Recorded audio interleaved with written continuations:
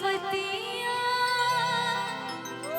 पेटवा के चलते भाई भारी दुर्गतिया।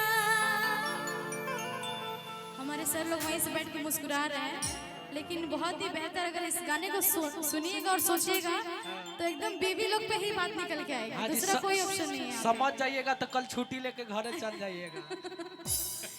जाए नौकरी पे अभी ऐसे ना, क्या बात है निष्ठा जी। जाए नौकरी पे अभी ऐसे ना कहिए बलराम जी। क्या हुआ, इन लोग के लिए ताली नहीं बजेगा? बजेगा ना, यही लोग तो हम लोग यहाँ बैठ कर आराम से देख रहे हैं ना, इन लोग की वजह से ही है ना। तो रिस्पेक्ट सबके लिए है। जाए नौकरी भैया भैया, ये जो लाइन है ना बहुत बड़ी लाइन है, और आप लोग इतना सीरियस मत रहिए, यहाँ पे एकदम खुल के हंसे ताकि हम लोग को तसल्ली हो। भैया रुकिए ना, हम लोग तो भैया हम लोग तो हमेशा जब बाहर रहते तो पुलिस का नाम सुन के डर लगता है, लेकिन यहाँ पे तो रिलैक्स रहिए आप लोग। एकदम क्या डराने के मूड में बैठे हैं आप लोग? नहीं, यहाँ भी डराई के दम लेंगे, यहाँ एकदम रिलैक्स रहिए। यहाँ सब कलाकार है, आप लोग भी अपनी अपनी कलाकारी निभा रहे हैं, हम लोग भी अपनी कलाकारी निभा रहे हैं। एकदम निश्चिंत होकर इस गाने को एंजॉय करना है। राउर नौकरिया बनल हमारी सवतिया पेटवा के चलते भाई भारी दुर्गतिया।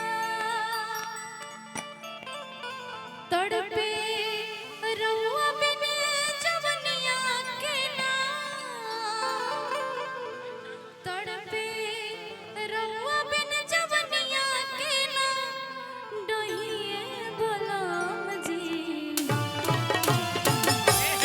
घरे छुट्टी लेके औरी रहिए बलराम जी। घरे छुट्टी लेके औरी कुछ दिन रहिए बलराम जी।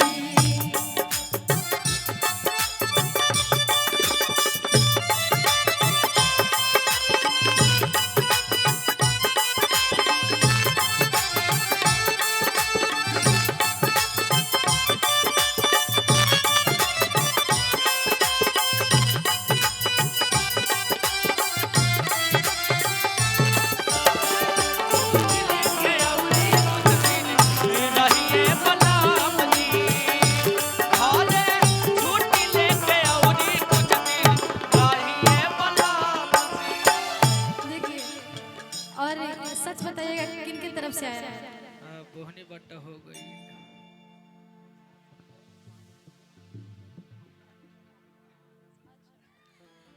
नाम बता दे कितना पैसा मिला है, कैसे? ये हमारे सभी प्रशासन भैया लोग की तरफ से आया है, और उपेंद्र भैया जी की तरफ से एक गुप्त राशि है 900 करोड़ का, ये सोच लीजिएगा। हाँ, 5 पर डबल जीरो होगा तब ना मिलेगा। ऊपर वाला मिल गया, उसके बाद वाला बाद में मिलेगा। कोई बात नहीं। राउर नौकरिया बनल हमारी सवतिया पेटवा के चलते भाई भारी दुर्गतिया।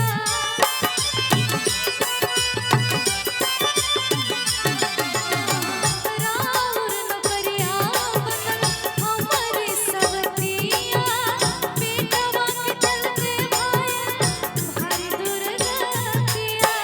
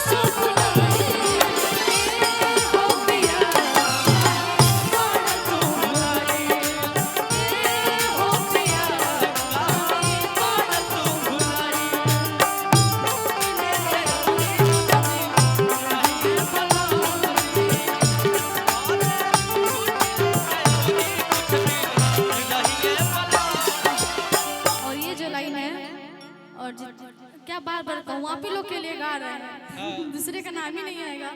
जितने लोग जहाँ से हमारे प्रशासन भैया लोग देख रहे हैं सब ये गाना उन्हीं लोग के लिए और हमारे टीचर लोग के लिए भी, जो टीचर अपने घर से कितने 100 किलोमीटर जाके पढ़ाई करवाते हैं बच्चों के, लखनऊ बनारस, उन लोग के लिए भी है। मेरे लिए पुरस्कार है, यहाँ मेरे अलावा कोई है ही नहीं। बोलो बलवंत सिंह गोरा सागर, उनकी तरफ से बहुत सारा पुरस्कार। इतना घबरा क्यों रहे भैया मेरे? हाँ जी, टेंशन ना खेलेगा टेंशन क्या, ऑपरेशन थिएटर थोड़ी है यहाँ पे, गाना हो रहा है। थोड़ा वो डांस कर दीजिए भैया, है भैया। हाँ, करंट थोड़ी बिछावल बा। तो मतलब देख रहे हैं। चलिए छोटी के कागज दे रास्ता निकाली, डॉक्टर से मेडिकल के रिपोर्ट बनवाली।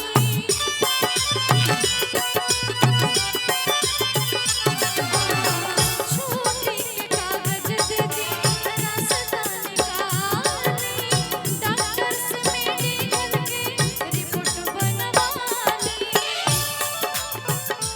तड़पे रउआ बिन जवनिया के नाम, तड़पे रउआ बिन जवनिया के नाम, दहिए सलाम जी। अब ये लाइन फास्ट आएगा, ठीक है? उधर ताली स्लो बजने लगा, क्या बात है? घूस घूस चाहिए क्या आप लोग को? नहीं ना, तो ताली बजाइए एकदम।